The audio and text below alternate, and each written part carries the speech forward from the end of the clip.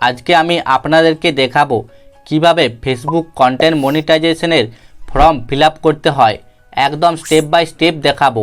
আপনি যদি ফেসবুকের একজন কন্টেন্ট ক্রিয়েটার হন এবং আপনার ফেসবুক পেজে ছবি, স্টোরি, রিলস ভিডিও আপলোড করে ইনকাম করতে চান, তাহলে এই ভিডিওটা আপনার জন্য।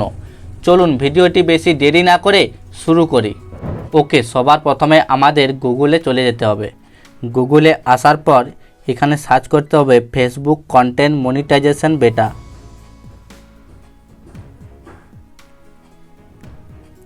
এই অপশানটি সার্চ করলে এখানে একটি ওয়েবসাইট দেখতে পারবেন, Facebook content monetization beta interest form. এই অপশানটিতে ক্লিক করতে হবে। এখানে ক্লিক করলে এরকম একটি ইন্টারফেস চলে আসবে। এখান থেকে একটু নিচের দিকে স্ক্রল করলে দেখতে পারবেন Facebook content monetization beta interest form. এখান থেকে আপনাকে ইমেল আইডি এবং ফেসবুক অ্যাকাউন্টের ইউআরএল আর আদার সোশ্যাল মিডিয়ার অ্যাকাউন্ট এগুলো এখানে ফিল করতে হবে। তো আমরা সবার প্রথমে ইমেল অ্যাড্রেসটা এখানে দিয়ে দিচ্ছি। তারপর Facebook account URL. Facebook account ইউআরএলটা দেওয়ার জন্য আমরা সিম্পলি ফেসবুক অ্যাকাউন্টে চলে যাব। ফেসবুক অ্যাকাউন্টটি ওপেন করব এবং এখানে নিজের প্রোফাইলে ক্লিক করব। ক্লিক করার সাথে সাথেই এরকম একটি ইন্টারফেস আসবে। এখান থেকে আমাদের এই যে 3 ডট এই অপশানটিতে ক্লিক করতে হবে।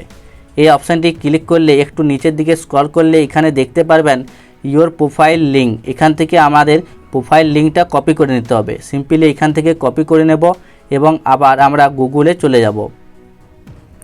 গুগলে আসার পর এখানে ফেসবুক অ্যাকাউন্ট ইউআরএল, এখানে ইউআরএলটা আমাদের পেস্ট করতে হবে।